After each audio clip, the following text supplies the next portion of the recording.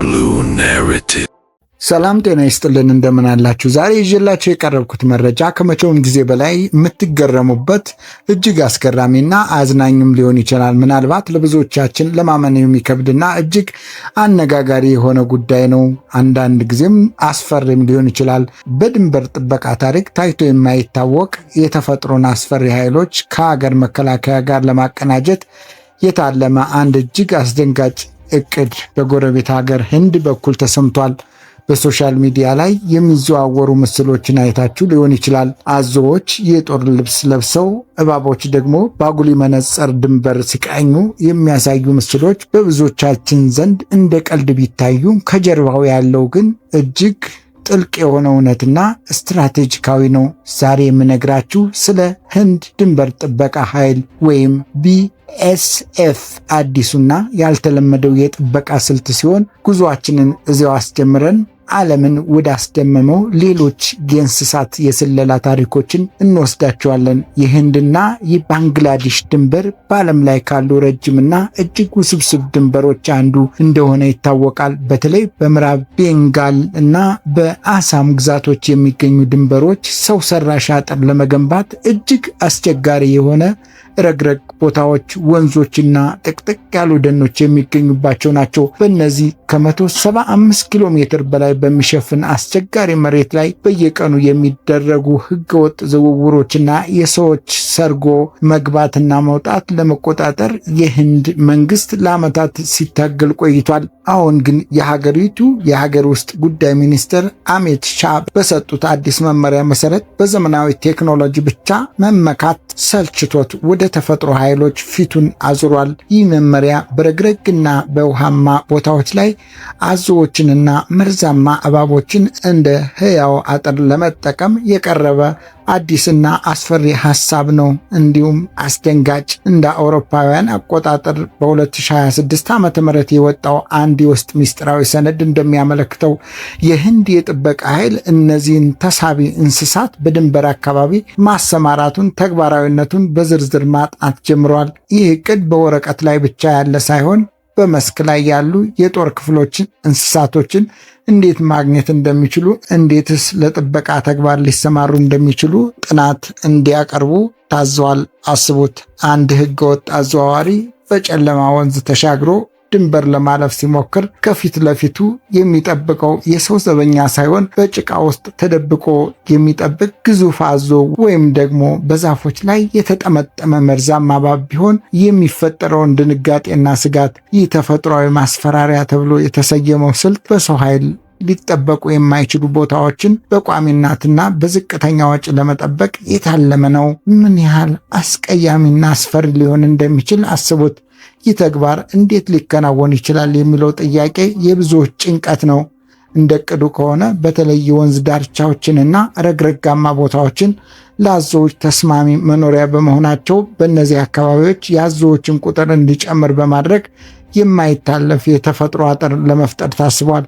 እባቦች ደግሞ በጫካ ቦታዎች ላይ ሰዎችን ከማስፈራራት ባለፈ ማንኛውንም ሰርጎ ገብ በቀላሉ ወደ ውስጥ እንዳይገባ እንደ ትልቅ ስጋት ያገለግላሉ። ይህ ስልት ህንድ ቀደም ሲል ከምትጠቀምባቸው ድሮኖች፣ የሙቀት መፈለጊያ ካሜራዎችና ሴንሰሮች ጋር ተቀናጅቶ የሚሰራ ይሆናል።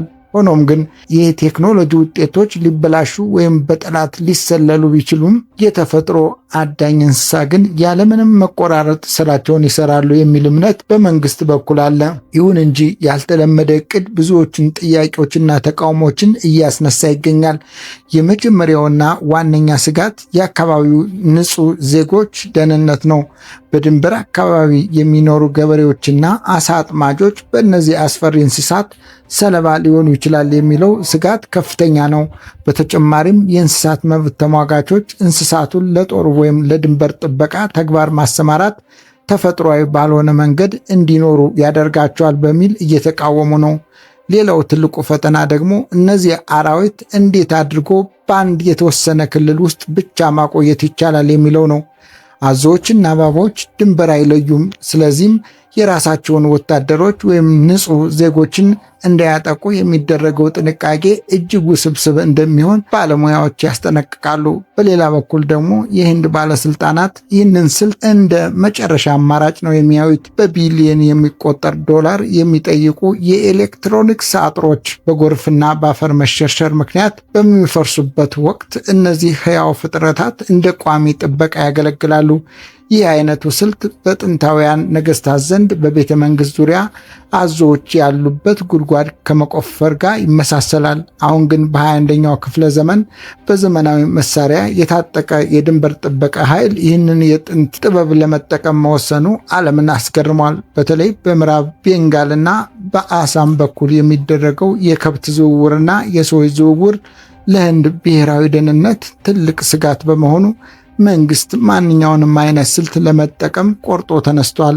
ሆኖም ግን ይህ የህንድ ሙከራ በዓለም አቀፍ ደረጃ የመጀመሪያ አይደለም። የሰው ልጅ እንስሳትን ለጦር እና ለስለላ ተግባር የመጠቀም ታሪክ እጅግ ጥልቅና ምስጢራዊ በሆኑ ክስተቶች የተሞላ ነው። ጉዟችንን ከህንድ ረግረጋማ ድንበሮች ወጣ አድርገን ወደ ጥልቁ የባህር ዓለም ስንወስዳችሁ እዚያም ሌላ አስገራሚ ታሪክ ይጠብቀናል። ይህ ታሪክ የሚያጠነጥነው በባህር ውስጥ በሚንቀሳቀሱ የባህር ድመቶች ወይም ዶልፊኖችና በሩሲያ የሰላይ አሳ ነባሪዎች ላይ ነው። የአሜሪካና የሩሲያ የደህንነት ተቋማት ለብዙ አስርት ዓመታት በቢሊዮን የሚቆጠር ዶላር በማውጣት ዶልፊኖችንና የባህር አንበሶችን ለወታደራዊ አገልግሎት ሲያሰለጥኑ ቆይተዋል። ይህ ታሪክ መጀመሪያ ላይ እንደ ሳይንስ ፊክሽን ፊልም ሊመስል ይችላል። ነገር ግን እውነታው ከዛ የላቀ ነው። አሜሪካ ገና በ1960ዎቹ ነበር ዩኤስ ኔቭ ሜሪን ማማ ፕሮግራም በሚል ስያሜ ዶልፊኖችን ለጦርነት ማሰልጠን የጀመረችው።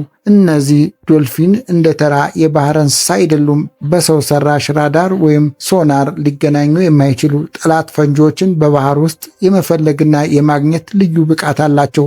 አስቡት፣ አንድ ግዙፍ የጦር መርከብ በሚሊዮን የሚቆጠር ዶላር የወጣበት ዘመናዊ ቴክኖሎጂ ታጥቆ እያለ በባህሩ ጥልቀት ውስጥ የተደበቀን ትንሽ ፈንጅ ለማግኘት ግን በእነዚህ ዶልፊኖች አፍንጫ ላይ ይተማመናል። ዶልፊኖቹ ፈንጂውን ሲያገኙ ልዩ ምልክት በማድረግ ለወታደሮች ያሳውቃሉ። ይህ ብቻ አይደለም፣ ጠላት በባህር ውስጥ ሰርጎ ገብ ወታደሮችን ልኮ መርከቦቹን ለማጥቃት ቢሞክር እነዚህ ዶልፊኖች ሰርጎ ገቦቹን ለይተው የማወቅና የማጋለጥ ብቃት አላቸው። ይህ የሰለጠነ የዶልፊን ጦር ዛሬም ድረስ በአሜሪካ የባህር ኃይል ውስጥ ትልቅ ቦታ የሚሰጠው ክፍል ነው። ወደ ሩሲያ በኩል ስንመለከት ደግሞ ነገሩ ይበልጥ ያስፈራል። ከጥቂት ዓመታት በፊት በኖርዌይ የባህር ዳርቻ ላይ አንድ እጅግ አስገራሚ ክስተት ተመዝግቧል። የኖርዌይ አሳ አጥማጆች አንድ ነጭ አሳ ነባሪ በሰውነቱ ላይ እንግዳ የሆነ መሳሪያ ወይም ሃርነስ አድርጎ ተመለከቱት። አሳ ነባሪው ወደ ሰዎች በቅርበት ይቀርብና መሳሪያውን እንዲፈቱለት የሚጠይቅ ይመስል ነበር። አሳ አጥማጆች መሳሪያውን ሲፈቱት ያዩት ነገር ግን መላው ዓለምን አስደንግጧል። መሳሪያው ላይ ኢኩመንት ፒተርበርግ የሚል ጽሑፍና የጎፕሮ ካሜራ መቅጠሚያ ነበረው። ይህ አሳ ነባሪ ቫልዲሚር የሚል ስም ተሰጠው። የደህንነት ባለሙያዎች እንደሚሉት ከሆነ ይህ አሳ ነባሪ በሩሲያ ባህር ኃይል ላይ ለስለላ ተግባር የሰለጠነ ወታደር ነው። ሩሲያ እነዚህን አሳ ነባሪዎችና ዶልፊኖች በሰሜን ዋልታ አካባቢ የሚገኙ የባህር ውስጥ የኢንተርኔት ገመዶችን ለመቆጣጠር ወይም ደግሞ በባህር ዳርቻ ያሉ ምስጢራዊ ወታደራዊ ግንባታዎችን ለመሰለል ትጠቀምባቸዋለች ተብሎ ይታመናል። ይህ ሰላይ አሳ ነባሪ ከሰፈር መኮብለል ነው እንጂ አሁንም ድረስ በብዙ የባህር ክልሎች ውስጥ ተመሳሳይ እንስሳት ለስለላ ተሰማርተው እንደሚገኙ ይገመታል። ታሪኩ በዚህ አያበቃም። የምድር ላይ እንስሳትም ለዚህ ዓላማ ሲውሉ ቆይተዋል። የአሜሪካውያን የደህንነት ተቋም ሲአይኤ በ1960ዎች አኩስቲክ ኪቲ የሚል ስያሜ ያለው ሌላ እብድ የሚመስል ፕሮጀክት ነበረው። በወቅቱ ሲአይኤ ድመቶችን በመጠቀም የሶቪየት ህብረት ባለስልጣናትን ለመሰለል ሞክሮ ነበር። በድመቷ ጆሮ ውስጥ አነስተኛ ማይክሮፎን፣ በሰውነቷ ውስጥ ደግሞ ባትሪና አንቴና በቀዶ ጥገና በመክተት ድመቷን ባለስልጣናቱ ወደሚነጋገሩበት ቦታ እንድትሄድ አሰለጠኗት። ነገር ግን የመጀመሪያው ሙከራ እጅግ አሳዛኝና አስቂኝ በሆነ ሁኔታ ተጠናቀቀ። ድመቷ ወደ ሶቪየት ኤምባሲ ቅጥር ግቢ እንድትገባ በለቀቋት ቅጽበት መንገድ ስትሻገር በታክሲ ተቀይታ ህይወቷ አለፈ። በዚህ ወቅት የወጣው $20 ሚሊዮን በአንድ አፍታ በአየር ላይ በነነ። ድመቷ ከታክሲው ጋር ባትጋጭ ኖሮ ምናልባትም የዓለም የስለላ ታሪክ በሌላ አቅጣጫ በተቀየረ ነበር። እንግዲህ ተመልከቱ፣ የሰው ልጅ ቴክኖሎጂ እስከ ጥጋጥጉ በረቀቀበት በዚህ ዘመን አሁንም ቢሆን የተፈጥሮን እንስሳት ብቃትና ስሜት ለጦርነትና ለስለላ መጠቀም አልቀረም። ከህንድ ረግረጋማ ድንበሮች እስከ ባህሩ ጥልቀት፣ ከነጭ አሳ ነባሪዎች እስከ ምስኪን ድመቶች፣ ከአዞዎች እስከ ዶልፊኖች ድረስ እንስሳትን ሳያውቁት በሰው ልጅ የስልጣን ፍላጎት ውስጥ ገብተው ወታደርና ሰላይ ሆነዋል። ህንድ ዛሬ የጀመረችው የአዞዎችና የእባቦች ጥናት ወደ ተግባር ከተለወጠ የድንበር ጥበቃ ታሪክን ለዘላለም የሚቀይር ይሆናል። የሰው ልጅ ቴክኖሎጂና የተፈጥሮ አራዊት ጥንካሬ ተዳምሮ ድንበሩ ምን ያህል አስተማማኝ ያደርጉታል የሚለው ገና የሚታይ ቢሆንም ይህ ሁኔታ ግን ቀጣዩ የጦርነት ሜዳ የትኛው ይሆን የሚለውን ጥያቄ እንድናነሳ ያደርገናል። ምናልባትም ወደፊት በድንበር አካባቢ ስንጓዝ የምናየው የደንብ ልብስ የለበሰ ወታደር ሳይሆን በጥንቃቄ የተሰሩና ድንበርን ያለ ደመወዝ የሚጠብቁ አዞዎችንና እባቦችን ሊሆን ይችላል። ይህ ዜና ለብዙዎቻችን እንደ ተረት ሊመስል ቢችልም የዓለማችን እውነታ ግን ከምናስበው በላይ ድንቅና ዘግናኝ በሆኑ ክስተቶች የተሞሉ ነው። እናንተ በዚህ ጉዳይ ላይ ምን ታስባላችሁ? እንስሳትን እንዲህ ለወታደራዊ ተግባር መጠቀም ተገቢ ነው ወይስ የሰው ልጅን ተፈጥሮን አደጋ ላይ የሚጥል አደገኛ ውሳኔ ነው? አስተያየታችሁን በኮሜንት መስጫ ላይ አስፍሩልን። ለዛሬ የነበረን መረጃ ይህንን ይመስል ነበር። በቀጣይ በሌላ አስገራሚ መረጃ እስክንገናኝ ድረስ ቸር ሰንብቱ። ቪዲዮውን ከወደዳችሁት ላይክና ሸር በማድረግ ለሌሎች አጋሩ። ሰብስክራይብ ማድረጋችሁንም እንዳትረሱ። አመሰግናለሁ።